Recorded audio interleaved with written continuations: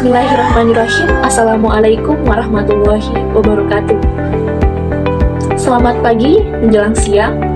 Perkenalkan, nama saya Ida Wirasatri, NPM 132201003, Prodi Pendidikan Biologi, Fakultas Keguruan dan Ilmu Pendidikan, Universitas Muhammadiyah Buton.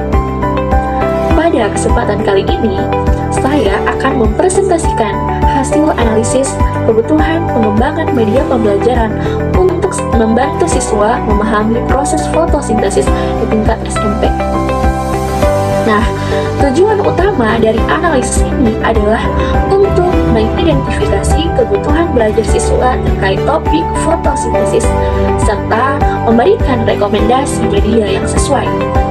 Nah, analisis kebutuhan ini dilakukan agar media pembelajaran yang dihasilkan nantinya dapat lebih relevan, efektif, dan sesuai dengan gaya belajar siswa.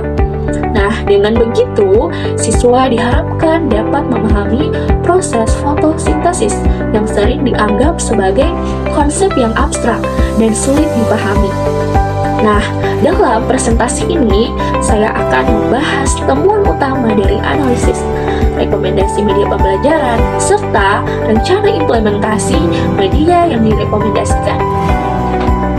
Dari hasil analisis kebutuhan yang dilakukan, kami menemukan beberapa tantangan utama yang dihadapi siswa SMP dalam memahami konsep fotosintesis.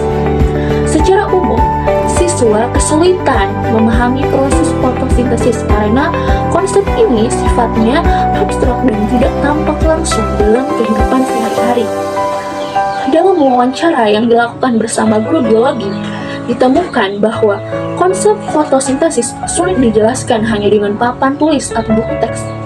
Guru menyatakan bahwa siswa memerlukan media visual yang interaktif untuk memahami proses yang melibatkan molekul-molekul kecil dan tahapan konversi energi ini. Lalu, dari observasi kelas, terlihat bahwa siswa cenderung kurang fokus ketika materi disampaikan secara verbal. Namun, minat mereka meningkat ketika disajikan gambar atau video sederhana tentang fotosintesis. Ini mengindikasikan adanya kebutuhan visualisasi yang lebih kuat. Selain itu, survei kepada siswa juga menunjukkan bahwa sekitar 75% siswa mengalami kesulitan dalam memahami tahapan proses fotosintesis, khususnya bagian perubahan energi. Lebih dari 80% siswa menyatakan mereka merasa terbantu dengan adanya media visual yang jelas dan interaktif.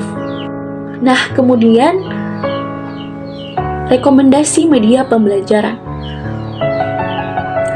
Berdasarkan hasil analisis kebutuhan, saya merekomendasikan 3 jenis media pembelajaran yang dapat membantu siswa memahami proses fotosintesis dengan lebih baik. Media yang direkomendasikan ini dipilih untuk mengatasi kesulitan spesifik yang dialami siswa. Jenis media yang direkomendasikan, pertama itu adalah animasi interaktif. Dengan animasi, proses fotosintesis dapat divisualisasikan secara bertahap, sehingga siswa dapat memahami interaksi antara komponen seperti cahaya, klorofil, dan bahan mentah yang diperlukan untuk fotosintesis. Animasi yang dirancang dengan baik akan memudahkan siswa dalam mengikuti setiap tahapan proses dengan lebih jelas dan lebih mendalam. Selanjutnya, yang kedua adalah modul pembelajaran berbasis video. Video ini disertai dengan narasi yang jelas serta ilustrasi yang informatif sehingga siswa dapat mengaitkan konsep fotosintesis dengan kehidupan sehari-hari. Misalnya, bagaimana tanaman menggunakan sinar matahari untuk tumbuh dan menghasilkan oksigen yang penting bagi kehidupan makhluk hidup lainnya. Kemudian, rekomendasi terakhir atau rekomendasi yang ketiga adalah aplikasi simulasi. Aplikasi ini memungkinkan siswa bereksperimen dengan berbagai variabel seperti intensitas cahaya dan kadar CO2 atau karbon dioksida, sehingga mereka bisa melihat bagaimana perubahan variabel tersebut mempengaruhi laju fotosintesis.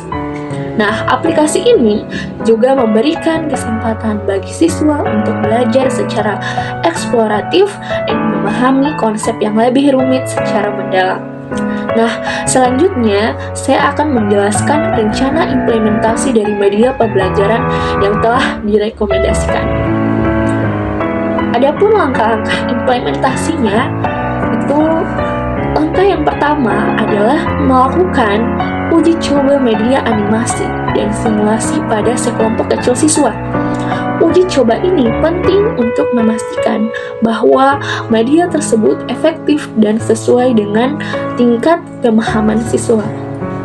Langkah kedua, setelah uji coba, media pembelajaran berbasis video akan diintegrasikan dalam proses belajar mengajar di kelas.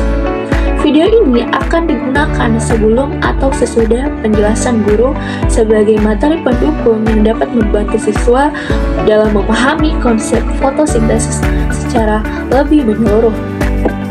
Kemudian akan dilakukan evaluasi berkala seperti pretest dan posttest untuk mengukur pemahaman siswa sebelum dan setelah menggunakan media ini.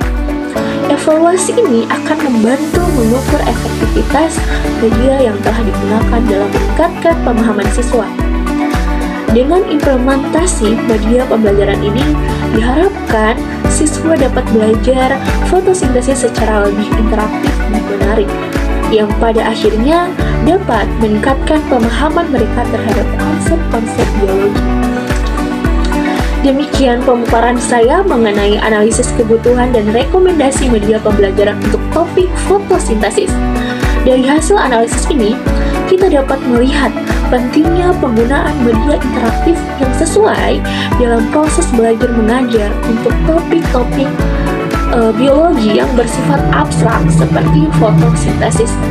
Dengan demikian, dengan media yang tepat, diharapkan pemahaman siswa akan meningkatkan, motivasi belajar juga akan bertambah, dan mereka akan lebih siap memahami konsep-konsep yang lebih lanjut.